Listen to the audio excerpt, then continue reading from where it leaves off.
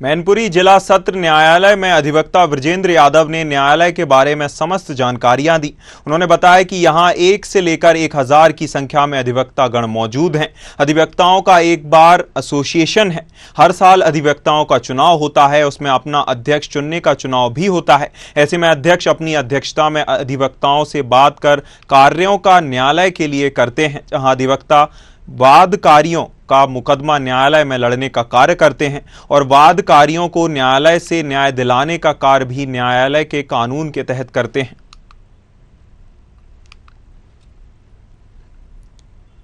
जनपद मैनपुरी के न्यायालय परिसर में पहुंचा हूं। यहाँ दीवानी परिसर बोला जाता है। यहाँ सब मस्त अधिवक्तागण बैठे हुए हैं और वादकारियों को न्याय दिलाने के लिए ही यहाँ पर बैठे हुए हैं। मैं पहुंचा हूँ बृजेंद्र यादव जी के पास और न्याय प्रक्रिया के बारे में कुछ जानकारी करूंगा। महोदय नमस्कार। नमस्कार सर, मैं 4 सवालों को आपका फोकस करूंगा।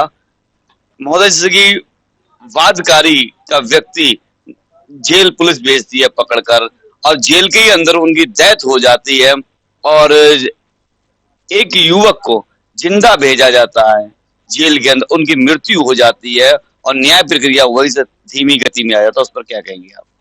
पहले तो मैं आपकी पूरी टीम को धन्यवाद देना चाह रहा हूं कि आपने जनमानस से जुड़े हुए इस मुद्दे को उठाया है। यहाँ हमारा जो कैदी आता है वो जेल जाने के बाद में हमारी जुडिशियल कस्टडी में होता है। उस समय हम लोगों का एक न्यायिक दायित्व बनता है जिसको पूर्णतः न्याय दिलाया जाए। दोषी या निर्दोष जो भी है वो न्यायिक प्रक्रिया के अंतर्गत आएगा तो उसके बाद न्यायालय उसको दोषी होगा तो दंडित करेगा। लेकिन लगातार जो देखा जा रहा है प्रदेश में, देश में लगातार जुडिशियल कस्टडी में मौतें हो रही और इससे बाद में सरकार की मंशा पे भी सवाल उठता है।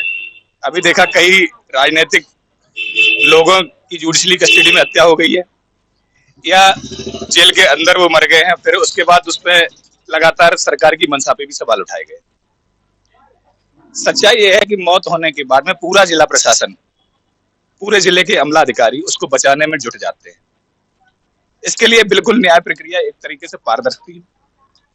यहाँ जो भी जांच हो एसआईटी गठित नहीं होनी चाहिए, उसके जगह पे जुडिशियल मजिस्ट्रेट के अंतर्गत कम से कम 5 न्यायिक अधिकारियों की एक कमेटी बनाई जाए जो वर्तमान में नौकरी कर रहे हैं, जो न्याय देने का कार्य कर रहे हैं।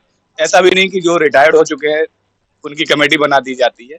जो वर्तमान में कार्य कर रहे हैं और पूरी जुडिशियल उसी के सामने पूरा जो भी पोस्टमार्टम से लेके पूरी प्रक्रिया कराई जाए और निष्पक्ष जांच हो, जिससे कि सरकार की मंशा पे भी सवाल न उठे और न्याय पे लोगों का भरोसा बढ़े।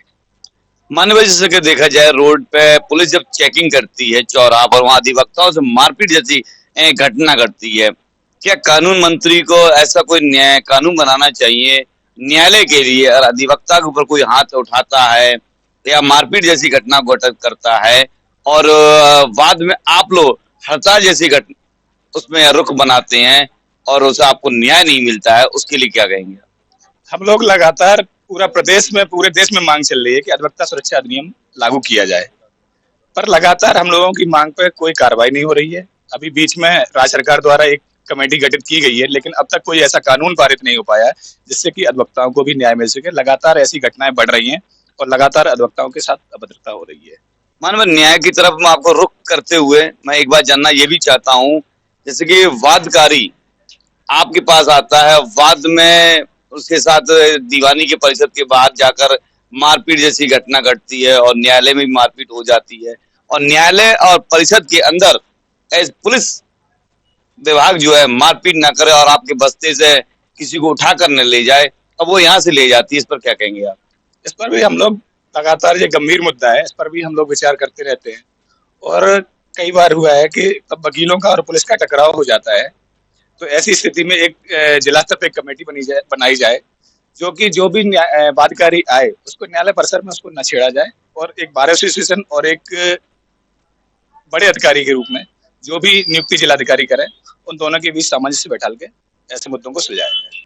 मैंने अधिवक्ता विजयेंद्र जी से बात की है और कई ऐसे मुद्दे थे जिन पर लेके मैंने उन्हें फोकस डाला और उनसे पूछा। उन्होंने बारीकी हर एक बात को बताया। मैं उमाशंकर, न्यूज हावर के साथ, जनपद।